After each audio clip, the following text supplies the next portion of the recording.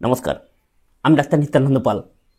আমার গ্রামীণ হোমিওপ্যাথির পক্ষ থেকে আপনাদের স্বাগত। আশা করি ভালো আছেন এবং সুস্থ আছেন, এবং আগামী দিনে যাতে আপনারা ভালো থাকেন, সুস্থ থাকেন, সে আশা করে নিত্য আমার এই চ্যানেলের মাধ্যমে বিভিন্ন প্রকার রোগ ও তার হোমিও ওষুধের সম্বন্ধে ভিডিও আপলোড করে যাচ্ছি। এই জন্যেই যাতে করে আপনারা এই ভিডিও দেখে কিছুটা অভিজ্ঞতা সঞ্চয় করে আপনাদের বাড়িতে কোনো সদস্যদের কোনো সমস্যা হলে, রোগব্যাধি হলে, বা আপনার যদি কোনো সমস্যা হয়ে থাকে, রাতভেদ আপনি হাতের কাছে ডাক্তারবাবু পাবেন না, তখনই আমার এই ভিডিও দেখে যে অভিজ্ঞতাটা আপনি সঞ্চয় করতে পারলেন, সেই ওষুধগুলো যদি আপনি প্রাথমিক অবস্থায় ব্যবহার করেন, তাহলে অনেকটা পরিমাণে আপনি উপকৃত হতে পারবেন। এমনও হতে পারে যে আপনি যে রোগটার উদ্দেশ্যে ওষুধগুলো প্রয়োগ করেছেন, বা আমি যে রোগটার উদ্দেশ্যে ওষুধগুলো বলেছি, সেই ওষুধগুলো প্রয়োগ করে আপনি সুস্থ হতে পারবেন। তাহলে চলুন এইসব দরকারি ভিডিওগুলো আপনারা সম্পূর্ণভাবে দেখুন, মনোযোগ সহকারে দেখুন। আমরা এত বছর পরিশ্রম করে, এত বছর পড়াশোনা করে আপনাদের সামনে একটু একটু করে একটা বিষয় খুব সহজভাবে তুলে দেওয়ার চেষ্টা করছি। আপনারা যদি সেই সব জিনিসগুলোকে না দেখেন, তাহলে কোনো উপকারে আসতে পারবেন না, উপকারেও লাগবেন না।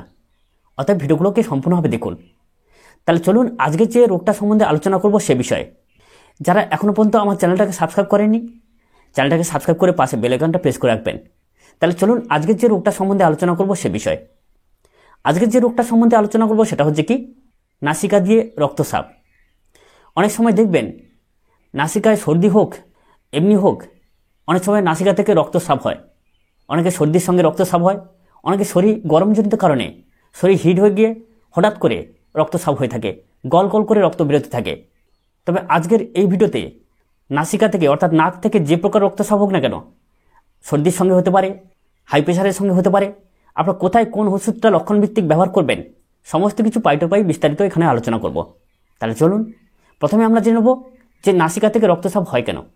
আমি আগেই বললাম, একটু হিন্টস দিলাম, যে শরীর গরম হয়ে গিয়ে পিত্তজনিত কারণে অনেক সময় নাসিকা থেকে রক্তস্রাব হয়ে থাকে। অনেক দিন যাবত শরীর ঠান্ডা করেন না অনেকে, এই জনিত কারণে অনেক সময় নাসিকা থেকে রক্তস্রাব হয়। দেখবেন তাদের ক্ষেত্রে শরীর ঠান্ডা করলে সেই সব সমস্যাগুলোও অনেক সময় চলে যায়। এছাড়াও ওষুধ প্রয়োগ করতে হয়, সেটা আমি পরে বলছি। আর কি কারণে হয়? অনেক সময় আঘাতজনিত কারণে হয়। আপনি আঘাত পেলেন, আঘাতজনিত কারণে আপনার নাসিকা থেকে রক্তস্রাব হচ্ছে, সে কারণেও হোমিওপ্যাথি ওষুধ দিয়ে আপনি সুস্থ হতে পারবেন। আবার অনেক সময় দেখা যায় যাদের হাই প্রেশার, উচ্চ রক্তচাপ, এই উচ্চ রক্তচাপজনিত কারণে অনেক সময় নাক দিয়ে রক্তস্রাব হয়ে যায়। এটা কিন্তু শুভ লক্ষণ, কোনো ভয়ের কারণ নেই।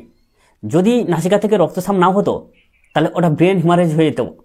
অতএব এই যে নাসিকা থেকে রক্তস্রাব, যাদের উচ্চ রক্তচাপ আছে তাদের ক্ষেত্রে যে নাক দিয়ে রক্তস্রাব, এটা কিন্তু কোনো ভয়ের কারণ নেই বা কুলক্ষণ নয়, সুলক্ষণ।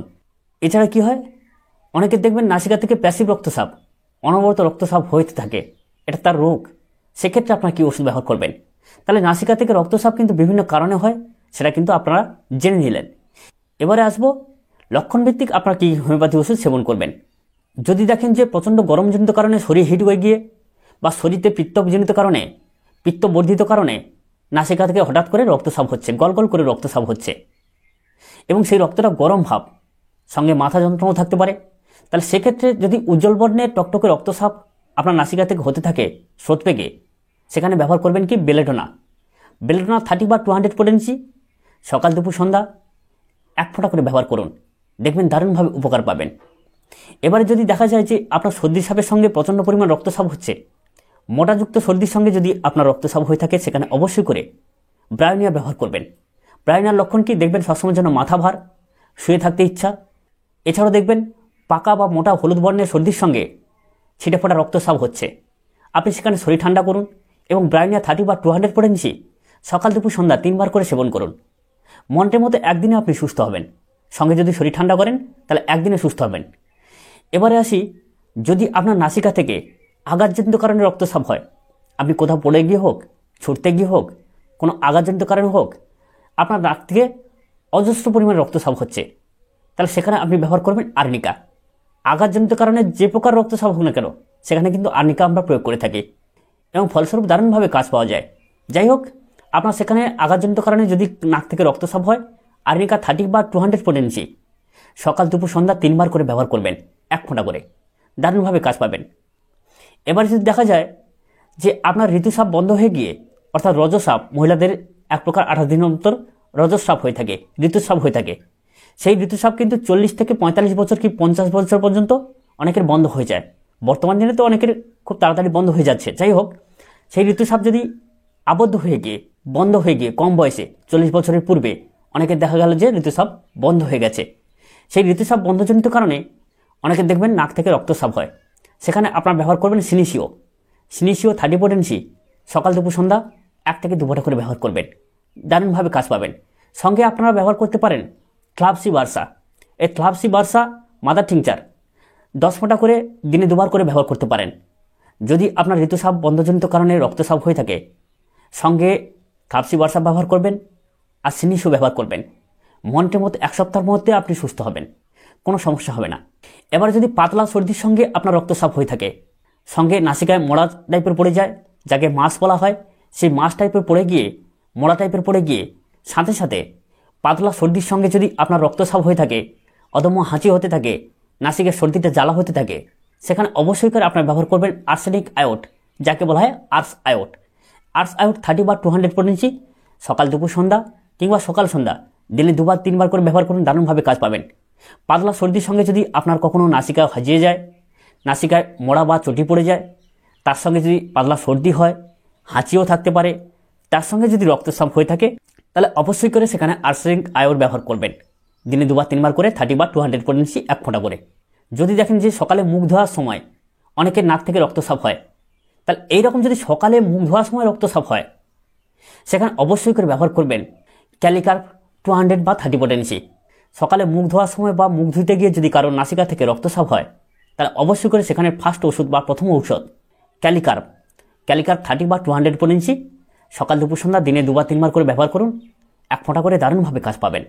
যদি কখনো দেখেন যে নাসিকা থেকে রক্তস্রাব যেটা হচ্ছে সেটা কালো বর্ণের এবং সঙ্গে যন্ত্রণা আছে, ব্যথা আছে, তাহলে সেখানে প্রথম ঔষধ, যদি যন্ত্রণা থাকে তাহলে হেমামেলিস, আর যদি যন্ত্রণা না থাকে, উজ্জ্বল বর্ণের রক্তস্রাব হয়, সেখানে তাহলে মিলিফোলিয়াম ব্যবহার করবেন। তাহলে কি বললাম, যদি যন্ত্রণা থাকে, কালো বর্ণের রক্তস্রাব হয়, বেদনা থাকে, তাহলে অবশ্যই করে সেখানে হেমামেলিস 30 পোটেন্সি 200 পোটেন্সি দিনে 2 বার 3 বার করে ব্যবহার করবেন। মাদার টিংচারও ব্যবহার করতে পারেন। যদি মাদার টিংচার ব্যবহার করেন 5 ফোঁটা করে দিনে 3 বার ব্যবহার করবেন, অবশ্যই উপকার পাবেন। আর যদি যন্ত্রণা না থাকে, উজ্জ্বল বর্ণের রক্তস্রাব হয়, তাহলে প্রথম ঔষধ হচ্ছে মিলিফোলিয়াম। বেদনাবিহীন জায়গায় মিলিওফিলিয়াম ব্যবহার করতে হয়। তাহলে মিলিফোলিয়াম আপনারা কী করবেন, 30 বা 200 পোটেন্সি দিনে 2 বার 3 বার করে ব্যবহার করুন, দারুণভাবে কাজ পাবেন। যদি দেখেন যে নাসিকা থেকে অনবরত রক্তস্রাব, নাসিকা থেকে রক্তস্রাব এটা রোগ হয়ে দাঁড়িয়েছে, যেদিন রক্তস্রাব হয় প্রচণ্ড পরিমাণে রক্তস্রাব হয়, এর কারণ খুঁজে পান না, আপনি সেখানে ব্যবহার করবেন রেটানিয়া 30 বা 200 পোটেন্সি, সকাল দুপুর সন্ধ্যা 3 বার করে ব্যবহার করুন, দারুণভাবে উপকার পাবেন। এবারে হচ্ছে নাসিকা থেকে রক্তস্রাবের পেটেন্ট ওষুধের কথা বলবো, যেখানে আপনারা সর্বক্ষেত্রে সর্বলক্ষণের উপর নির্ভর করে এই ওষুধটাকে ব্যবহার করতে পারেন। এই ওষুধটা কিন্তু আমি খুব আদরের সঙ্গে ব্যবহার করে থাকি। আপনাদের যাদের নাক থেকে প্রচণ্ড পরিমাণে রক্তস্রাব হয় কিংবা অল্প পরিমাণে হয়, আপনারা অনেক ডাক্তার দেখিয়েছেন কিন্তু কোনোভাবেই সুস্থ হতে পারছেন না, আমার অনুরোধে ন্যাট্রম নাইট্রিকাম বলে 30 পোটেন্সি বা 200 পোটেন্সি একটা ওষুধ আপনারা ব্যবহার করবেন। দিনে 2 বার 3 বার করে ব্যবহার করুন। যদি 1 সপ্তাহের মধ্যে আপনারা সুস্থ না হন, তাহলে আমাকে ফোন করে বলবেন, ডাক্তারবাবু আমি কোনোভাবে সুস্থ হতে পারছি না, নাক থেকে আমার রক্তস্রাব হচ্ছে, আপনি কী ওষুধ বলে দিলেন, আমি কোনোভাবেই কাজ পাচ্ছি না। আপনি যে ওষুধ ব্যবহার করুন না কেন, আপনি এতদিন কাজ পাননি, একবার অন্তত আমার অনুরোধে ন্যাট্রম নাইট্রিকাম 30 বা 200 পোটেন্সি দিনে 3 বার করে ব্যবহার করবেন। 1 সপ্তাহ ব্যবহার করবেন, 15 দিন ব্যবহার করবেন, এতদিন তো আপনি কাজ পাননি, নাহলে আমার অনুরোধে ব্যবহার করবেন। যাই হোক, আর একটা ওষুধের কথা বলি, আপনার হচ্ছে সর্বক্ষেত্রে নাসিকা থেকে রক্তস্রাব হোক বা যে প্রকার রক্তস্রাব হোক, প্রত্যেকটা জায়গায় আপনার পেটেন্ট ওষুধ হিসেবে ক্লাবসি বার্সা মাদার টিংচার ব্যবহার করবেন। এই মাদার টিংচারটা যদি আপনার ব্যবহার করেন, কোনোভাবেই আপনাকে পিছন দিকে তাকাতে হবে না।